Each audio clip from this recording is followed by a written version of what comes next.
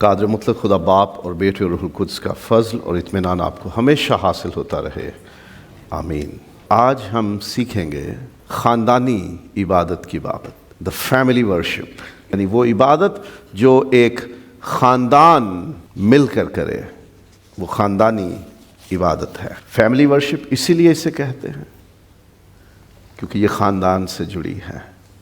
خدا کی مرضی یہ ہے اور خدا چاہتا یہ ہے کہ ایماندار گھرانے یا خاندان باقاعدگی سے اس کی عبادت کیا کریں، یہ خدا کی خواہش ہے۔ ہم یہ سیکھ چکے ہیں، بہت دفعہ ہم نے یہ بات دہرائی کہ خدا کی یہ خواہش، خدا کی یہ مرضی، خدا کا یہ حکم ہے کہ لوگ اس کی عبادت کریں، اس کی پرستش کریں۔ یہ خدا چاہتا ہے کہ ایسا کیا جائے۔ خروج کی کتاب میں حکم آیا کہ قوم کو نکال کے لے کے جا تاکہ وہ میری عبادت کریں، اور 12ویں باب میں جا کے پہلی بار عبادت کے بارے میں تفصیل بتائی کہ کیسے کرنی ہے عبادت۔ پہلی بار جو خدا نے عبادت سکھانا شروع کیا وہ گھرانے کے اعتبار سے تھی، خاندان کے لحاظ سے تھی۔ دیکھیے خروج باب نمبر 12 پہلی آیت سے پڑھوں گا۔ پھر خداوند نے ملک مصر میں موسیٰ اور ہارون سے کہا کہ، اب کلیئر ہو جائے کہ یہ خدا کہہ رہا ہے، یہ مہینہ تمہارے لیے مہینوں کا شروع اور سال کا پہلا مہینہ ہو، پس اسرائیلیوں کی ساری جماعت سے یہ کہہ دو کہ اسی مہینے کی 10ویں دن ہر شخص اپنے آبائی خاندان کے مطابق گھر پیچھے ایک برہ لے۔ کس حساب سے؟ گھر پیچھے، خاندان کے مطابق۔ اور اگر کسی کے گھرانے میں برے کو کھانے کے لیے آدمی کم ہو تو وہ اور اس کا ہمسایہ جو اس کے گھر کے برابر رہتا ہے، دونوں مل کر نفری کے شمار کے موافق ایک برہ لے رکھیں، کہ کہیں تھوڑے لوگ ہیں برہ ختم نہیں کر سکتے تو 2 لوگ مل جائیں۔ لیکن پہلا حکم خدا کا عبادت کی بابت یہ ہے کہ ہر شخص اپنے خاندان کے مطابق گھر پیچھے ایک برہ لے۔ اور اسی باب میں 24ویں آیت سے جب پڑھنا شروع کرتے ہیں 27ویں تک جاتے ہیں تو خدا کہتا ہے کہ یہ عبادت تم مسلسل کنٹینیوٹی کے ساتھ کیا کرنا۔ خدا حکم دیتا ہے خاندان کے مطابق برہ لیا جائے، اس برے کو ذبح کیا جائے، اس کا گوشت کھایا جائے، خون دروازوں پر لگایا جائے، اور یہ فسح کی عبادت ہوگی، اور یہ عبادت سال بسال کی جائے، کنٹینیوٹی کے ساتھ ہو، ریگولر ہو، خاندان شامل ہو عبادت میں۔ خدا کی مرضی یہ ٹھہری۔ جو پہلی عبادت کی تفصیل خدا نے بتائی وہ گھرانے کے اعتبار سے تھی، خاندان کے مطابق تھی۔ خاندان کے مطابق گھر پیچھے برہ لیا جائے اور عبادت کی جائے، اور ایماندار لوگ خاندانوں سمیت خدا کی عبادت کرتے رہے ہیں۔ خدا نے یعقوب سے کہا کہ بیتیل کو جا جہاں میں تجھے پہلی بار ملا تھا، اور وہ کیا کرتا ہے؟ اپنے سارے گھرانے کو کہتا ہے اپنے آپ کو پاک کرو، کوئی چیز تمہارے پاس ایسی نہ ہو جو خدا کے خلاف ہو۔ ہم جائیں گے بیتیل میں، اسی جگہ جہاں خدا نے مجھے پہلی بار مجھ سے ملاقات کی تھی، وہیں جائیں گے اور خدا کی عبادت کریں گے، اور وہاں جا کے وہ عبادت کرتے ہیں۔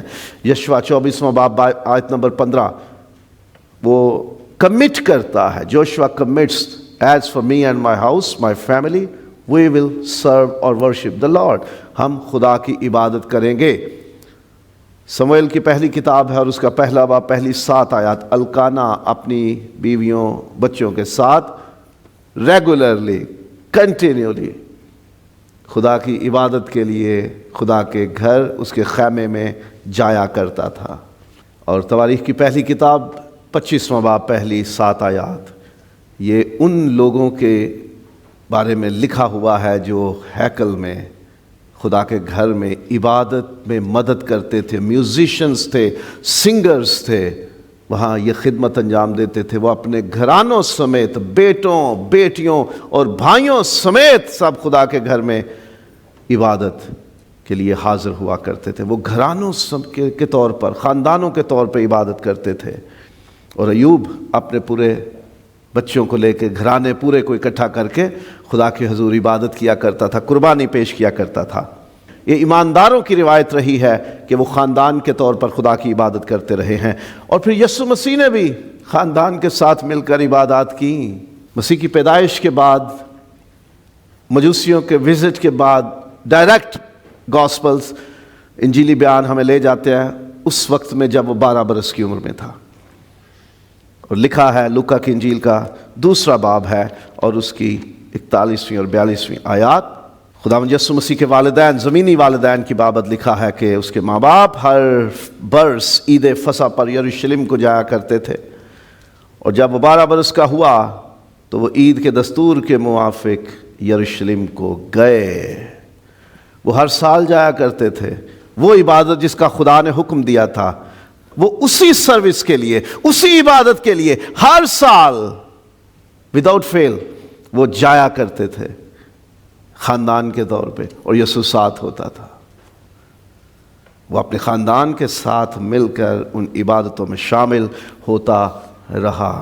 سو اہمیت پتہ چل گئی۔ خدا چاہتا ہے کہ گھرانے کے طور پر، خاندان کے طور پر اس کی عبادت کی جائے، اور ایماندار کرتے رہے، گھرانوں کے طور پر عبادت کرتے رہے۔ اور یسوع مسیح کا گھرانہ بھی، مقدس خاندان بھی، the holy family also worship the Lord as family۔ مقدس گھرانے نے بھی گھرانے کے طور پر، خاندان کے طور پر خدا کی عبادات کی، اور ابتدائی مسیحی بھی خاندانی عبادت کیا کرتے تھے۔ کورنیلیوس، جس کا ذکر اعمال کی کتاب کے 10ویں باب میں ہے، اس کی بابت لکھا ہے وہ اپنے گھرانے سمیت خدا سے ڈرتا تھا، خیرات دیتا تھا اور ہر وقت دعا کرتا تھا، اکیلا گھرانے سمیت۔ وہ گھرانے سمیت خدا کی عبادت کرتا تھا، اور ایماندار شروع ہی سے۔ پینتیکوس کے دن جب روح القدس اترتا ہے اور لوگ نجات پاتے، ایمان لاتے ہیں، روح القدس انعام میں پاتے ہیں، خدا انہیں ایمانداروں میں ملا دیتا ہے، اور کیا ہوتا ہے، وہ گھروں میں عبادت کیا کرتے تھے، کیونکہ ان کے پاس ہماری طرح بلڈنگ چرچ الگ سے نہیں تھا۔ ہیکل میں بھی عبادت کرتے تھے، وہ سارے اکٹھے ہوتے، خدا کی تعریف کرتے، حمد کرتے، عبادت کرتے، لیکن ساتھ میں الگ کر کے لکھا ہوا ہے۔ اعمال کی کتاب کا 2 باب ذرا دیکھیے، اس کی آیت نمبر 46۔ اور ہر روز ایک دل ہو کر ہیکل میں جمع ہوا کرتے، یہ کلیسیائی یا کانگریگیشنل عبادت، اور گھروں میں روٹی توڑ کر خوشی سے اور سادہ دلی سے کھانا کھایا کرتے تھے۔ This is about breaking the bread, the Lord's supper, holy communion ہے۔ وہ عبادت جو مسیحی، پرٹیکولرلی مسیحی عبادت تھی، کرسچن ورشپ تھی، جس میں کرائسٹ کی قربانی کو یاد کرنا تھا، اسے وہ اپنے گھروں میں سیلیبریٹ کرتے تھے، اس کو آبزرو کرتے تھے۔ وہ عبادت جو خالصتاً مسیحی تھی وہ اپنے گھروں میں کیا کرتے تھے۔ اعمال باب نمبر 5 اور اس کی 42ویں آیت بھی دیکھیے۔ اور وہ ہیکل میں اور گھروں میں ہر روز تعلیم دینے اور اس بات کی خوشخبری سنانے سے کہ یسوع ہی مسیح ہے باز نہ آئے۔ ہیکل میں بھی اور گھروں میں بھی، وہ گھروں میں جا کے لوگوں کے ساتھ عبادت کیا کرتے تھے۔ کون؟ رسول۔ ایماندار گھرانہ یا خاندان خود میں ایک چھوٹی کلیسیا ہوتا ہے، یہ ذہن میں رکھیں بات۔ بائبل گھرانوں کے بابت کہتی ہے کہ اس کے گھر کی کلیسیا، رومیو باب نمبر 16 اور 5ویں آیت، اور اس کلیسیا سے بھی سلام کہو جو ان کے گھر میں ہے۔ وہ کلیسیا جو گھر میں ہے، گھر میں تو چرچ نہیں تھا، باہر کے لوگ نہیں تھے، ایک گھر میں ایک گھر کے لوگ ہی ہوتے تھے، تو اس لیے کہا یہ گھر کی کلیسیا۔ اور کلوسیوں باب نمبر 4 اور آیت نمبر 15 میں بھی لودیکیا میں کے بھائیوں اور نمفاس اور ان کے گھر کی کلیسیا سے سلام کہنا۔ گھر کی کلیسیا، the church that is in the house۔ اور فلیمون کی بابت بھی، فلیمون اور اس کے گھر کی کلیسیا کو، وہ گھروں میں بڑی کلیسیا نہیں چلاتے تھے جیسے آج کل کئی لوگ کرتے ہیں۔ ہر گھر میں اپنی ایک چھوٹی سی کلیسیا ہوتی، اکٹھے وہ ہیکل میں ہوتے جب ساری جماعت اکٹھا ہونا ہوتی، لیکن اپنے گھروں میں انہوں نے عبادت کا انتظام ضرور کرنا ہوتا تھا ایز اے فیملی۔ اور نیا عہد نامہ the New Testament calls them the church of the house، house church، وہ گھر کی کلیسیا جو ان کے گھر میں ہے۔ تو ہم اپنے اپنے گھر میں ایک چھوٹی سی کلیسیا ہیں۔ We are a small church، a little church as a family۔ خاندان کے سربراہ یا بزرگ خاندانی عبادت کے ذمہ دار ہیں۔ کئی جگہوں پہ ان پڑھ ہوں گے، وہ نہیں کر سکتے، لیکن کوئی انتظام تو وہ کر سکتے ہیں، کہہ تو سکتے ہیں آؤ بیٹا بیٹھو ہم عبادت کریں۔ ٹھیک ہے، وہ بائبل نہیں پڑھ سکتے ہوں گے، لیکن وہ یہ تو کہہ سکتے ہیں کہ پڑھیے۔ ہو سکتا ہے وہ اچھے گلوکار نہ ہو، لیکن وہ یہ تو کہہ سکتے ہیں آؤ گیتوں کی کتاب میں سے کوئی گیت ہم گائیں، کوئی زبور ہم گائیں۔ ٹھیک ہے، وہ بہت اچھی اور اعلیٰ پائے کی زبان نہیں جانتے، اور وہ بڑی شاندار ویل فریزڈ پریئر نہیں کر سکتے جس میں بڑے خوبصورت جملے اور الفاظ ہوں، لیکن وہ اپنی اسی زبان میں جس میں وہ عام طور پہ بات کرتے ہیں، وہ بچوں کو یہ تو سکھا سکتے ہیں آؤ بیٹا ہم اپنے آسمانی باپ کو پکاریں۔ گھرانوں میں سربراہ ہیں، بزرگ ہیں، جو گھر میں بڑے ہیں، وہ ذمہ دار ہیں کہ وہ اپنے گھر میں خاندانی عبادت کا انتظام کریں۔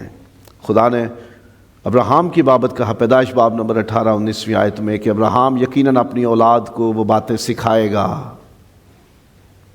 خدا نے خروج 12ویں باب کی طرف پھر ہم توجہ کریں گے کہ خدا نے کہا کہ جب تم یہ عبادت کیا کرو تو تمہاری اولاد تم سے پوچھا کرے گی کہ یہ عبادت ہم کیوں کرتے ہیں، تب تم انہیں بتانا کہ یہ عبادت ہم کیوں کرتے ہیں۔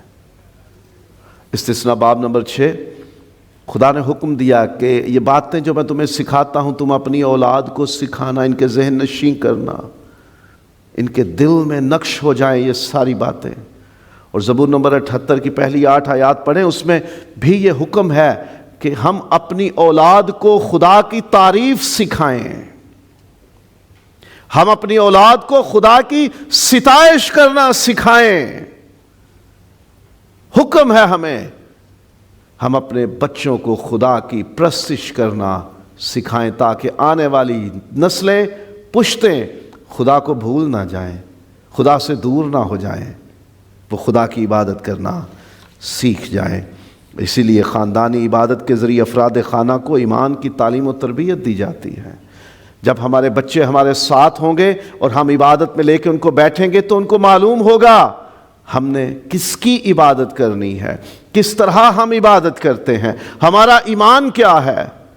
پھر یہ نہ ہو کہ جب ہمارے بچے دنیا میں پھیلیں، کہیں اسکول کالج میں جائیں، اپنے دوستوں کے سرکل میں ہوں، اور وہاں ان سے پوچھا جائے کہ آپ کا ایمان یا عقیدہ کیا ہے، آپ کس کو مانتے ہو، کس کو پوجتے ہو، کس کی عبادت کرتے ہو، کس طرح کرتے ہو، تو وہ خاموش نہ رہیں، وہ انہیں بتا سکیں میں ایمان رکھتا ہوں کس پر اور ہم کس طرح عبادت کرتے ہیں۔ ایمان کی تعلیم و تربیت خاندانی عبادت میں دی جاتی ہے۔ ہم نے خاندانی عبادت سے گیت گانا، دعا کرنا اور کلام پڑھنا سیکھا ہے۔ والدین لے کے بیٹھتے تھے، ان سے اور پھر بڑی بہنوں سے دعا کرنا، کلام پڑھنا، گیت گانا سیکھا ہے۔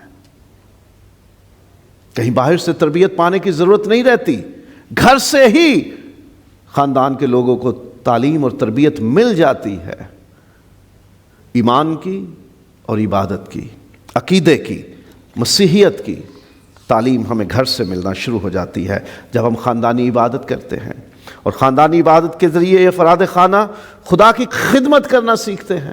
جب گھر میں عبادت کا ماحول بن جائے نا تو اس میں پھر ہم بچوں کو سکھاتے ہیں پہلے جگہ کو صاف کرو، ارینج کرو، یہاں ہم بیٹھیں گے، اہتمام ہوگا، ارینجمنٹ ہوگا کہ ہم عبادت کریں گے خاندانی۔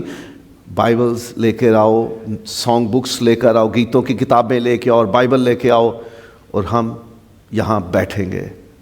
بائبل کیسے ہم نے پڑھنی ہے، کس طرح اس کو ہینڈل کرنا ہے، اس کو اٹھانا کیسے ہے، اس کی تعظیم کیسے کرنی ہے، ہم نے عبادت میں سرو کیسے کرنا ہے، خدمتیں کیسے کرنی ہیں۔